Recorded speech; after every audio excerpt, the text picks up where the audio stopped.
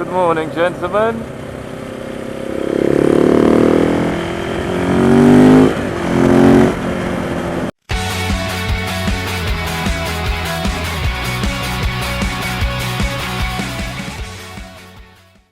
As promised, the second video talking about if the 690 SMC is a good touring bike. Well, the good thing about the bike is that it's rather light. It's only 140 kilos without the fuel. And it's quite good on fuel. So I don't know how much in MPG, but it's between 4.5 or it's almost exactly 4.5 liters per 100 kilometers, which gives you a distance of 200 kilometers per tank until you're on reserve, and then you've got another 30 to 40 kilometers left until it's fully dry.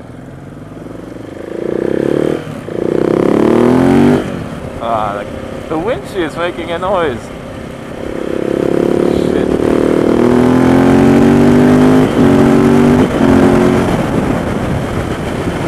And even though it's a Supermoto, you can get a lot of luggage on it.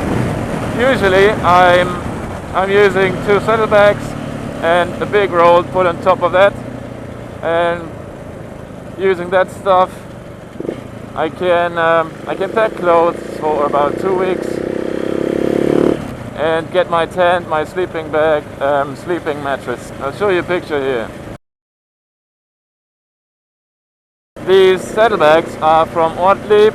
It's a German manufacturer. They are fully waterproof, not too cheap. They are 180 euros the pair, and they are fixed using 2 large Velcro straps, so you can adjust it to your seat. And then there are 3 straps, 2 of them which are fixed to the passenger foot pegs. And if I need more space, more luggage space, I use that roll. That's from Ortlieb as well, completely watertight. And I think it was about 40 euros, but you can get cheaper ones at Heingerike or Einjarek, like you pronounce it over here. So if you want to use these saddlebags, I recommend you keep your passenger foot peg, because otherwise you'll have some problems fixing them to the bike properly.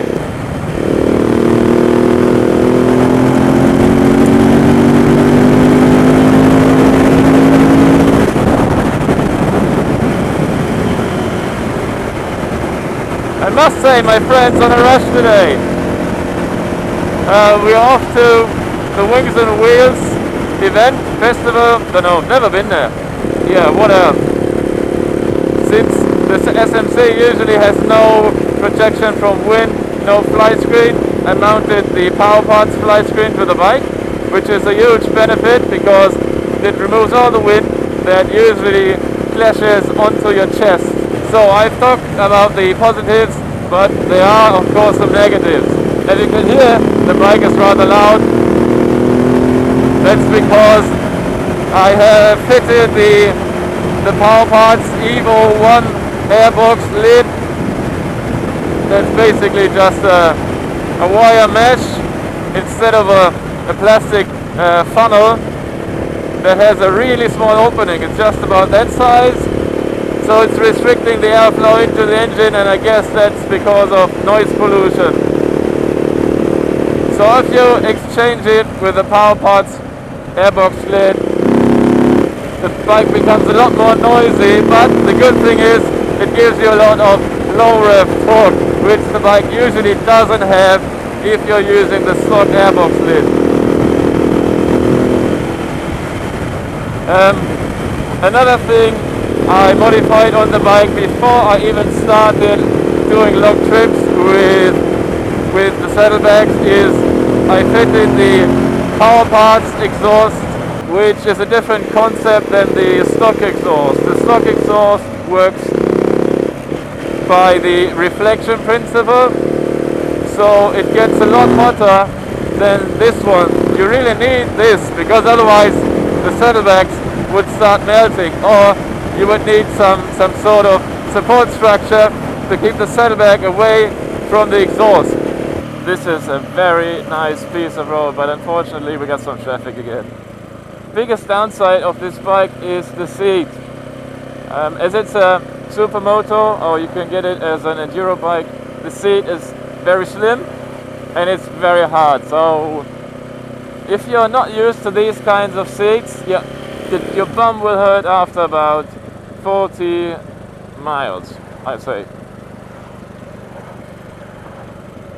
So it takes some time to get used to. On the first weekend I bought the bike, I was riding for 1,000 kilometers, and one day was a very long trip. We almost made it to France, from Germany to France, and that was between 700 and 800 kilometers. So my bum was completely numb for 2 days. But as I've said, it just takes a while getting used to. So if you start easy with short trips and then go for longer trips, in my opinion, doing 500 to 600 kilometers a day on this bike is no problem. You can do that on the next day again without any major pains or injuries. I've made a trip to Spain last year in spring from Munich to San Sebastian, and that's 1,550 kilometers. On the trip to Spain, the weather was absolute rubbish. It was raining all day. And on my way back from Spain to Munich, I had perfect weather, lovely weather. So I reached my first goal after 600 kilometers. The weather was still lovely. It was in the evening, early evening, and I thought, okay, when the weather's so nice, I'll try to make as much distance as possible. So I just continued riding, and as it happened, an R90, that's such a nice bike, sold out. You gotta wait 1.5 years if you want one. I went from Spain to Freiburg.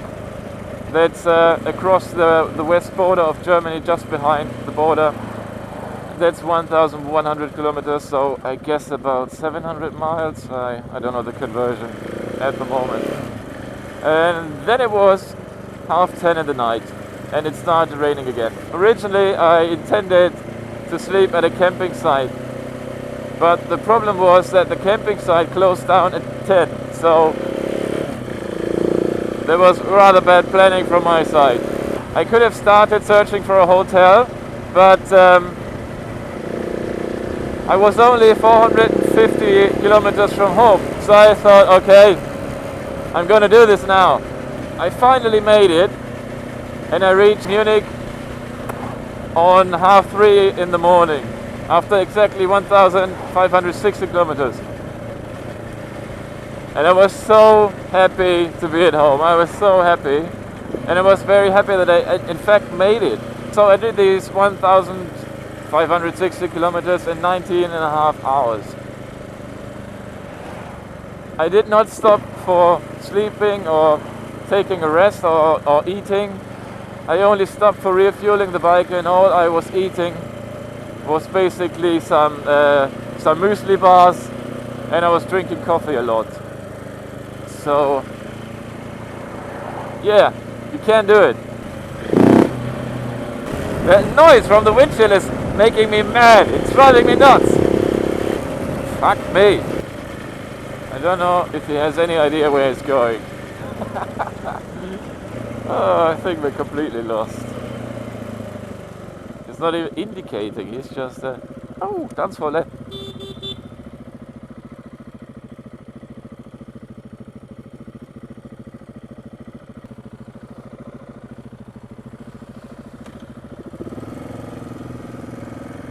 I feel like I've been here before. Could be wrong. Oh, this is the sign of happiness.